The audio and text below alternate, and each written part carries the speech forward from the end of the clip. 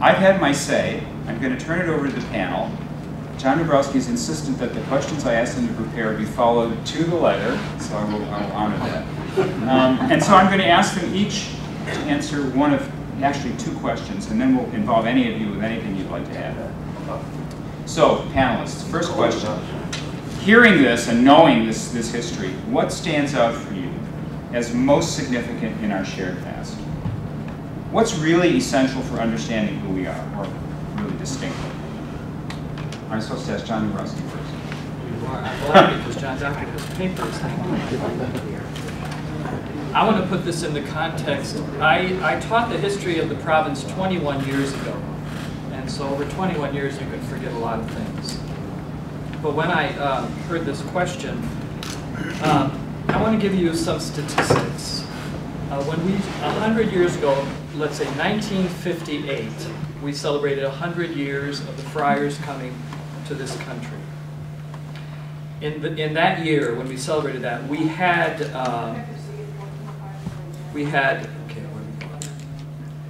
730 friars in the province. We had 98 parishes, and we had 78 other ministries. And what that says to me, I was 6 years old in 1958, I was in the 1st grade. But what that says to me is that we really focused on the service of the church that Ken was talking about. And we focused a lot on pastoral ministry. Because if you look at the next 50 years to where we are today, a lot of that has changed dramatically. There aren't a lot of friars who want to become involved in pastoral ministry. And so I really believe that there's been a major shift from that first 100 years to where we are today. There's been a major shift in the way we see ourselves as a province. Well, he's vocally challenged. I think one of the most important things that I learned in looking at the history of the province was that it could only be understood in terms of the history of the church. That we can never be far away from what the church asks us to be. I don't think we always need to respond positively to what the church asks us to do. We might respond with a little bit of resistance periodically.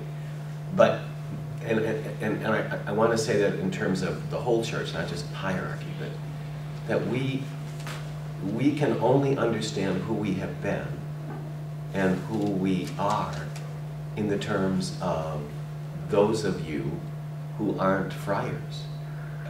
We can't separate ourselves from that. When we decided to live in monasteries or large communities, it was to be of service to the people who needed those kinds of institutional services. And when we went to places that we hadn't gone before, it was because the church needed us to do that.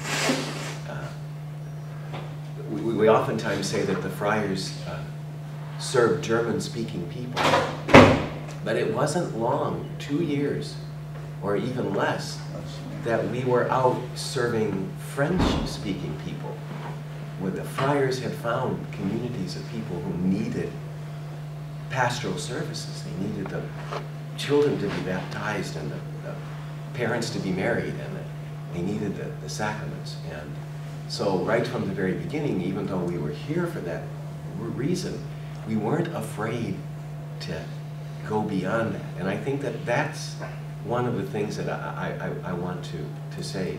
When I look at the history of the friars, and even though we became this huge institution, when I entered we were 803, 807,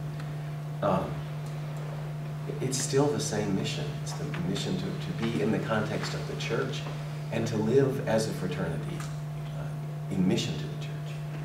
I think that's what our brothers who went ahead of us taught us. And not just the brothers who lived 100 years ago, but the brothers who lived 10 years ago, and 15 years ago, and 5 years ago, that our brothers are still doing that. And I think that's just a very significant thing.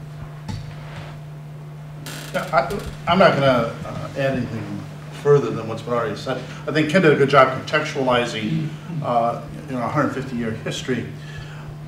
One of the things that has always struck me, and this is I'm going to put these in kind of a generalization in relationship to 150 years, is that the first 9 friars that came here gave us a great legacy.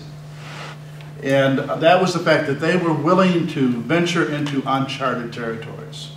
They came with a passion, and they really wanted to be men who were building up the church within the Midwest of the United States. Now, they probably had some other expectations or whatever from the bishop and that. But even from the very start, you know, they were told that to go to Alton, Illinois, that they were going to have a parish in Alton, Illinois, and all of this. And they get there, and the bishop says, no, you're not going to be here. I've changed my mind. You know, you're going someplace else, you know, because we got a problem.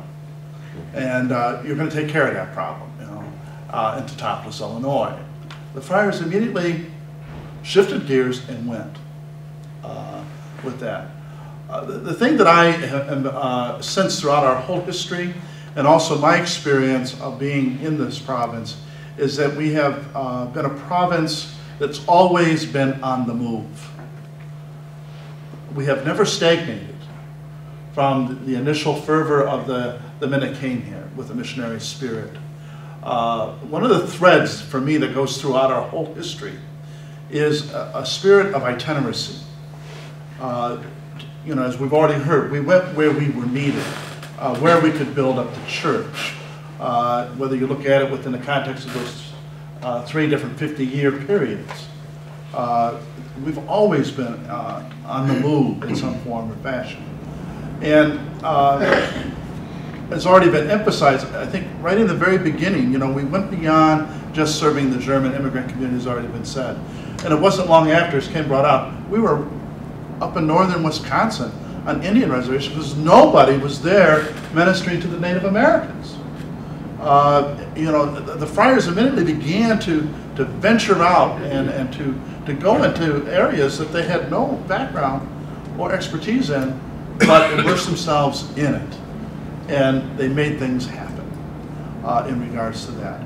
I look at those early years, especially after we became a province in that, between the late 1800s and the early 1900s, we had hundreds of places that we were serving in Nebraska, in Wisconsin, in that lower part of Minnesota and Iowa. And as soon as dioceses could staff those places, we left them. And you know, we look at today, you know, we've relinquished, you know, a number of places over the last 9 years, roughly 26 places in that. Well, I look back at that early history, and I'm saying, just in Wisconsin and Minnesota, we relinquished 100 places that we were serving at. Now, there was the circuit rider type thing, but in Nebraska, we had a number of those rural farm mission churches, and as soon as the friars could move on, they moved on.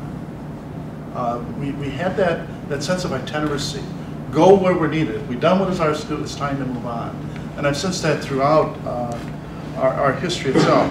I think we have a lot to be proud of in relationship to that spirit of itinerancy, because it enabled us to do some key things that we might not have done if we would have just stuck with the fact that we came with a given purpose just for the German immigrant community.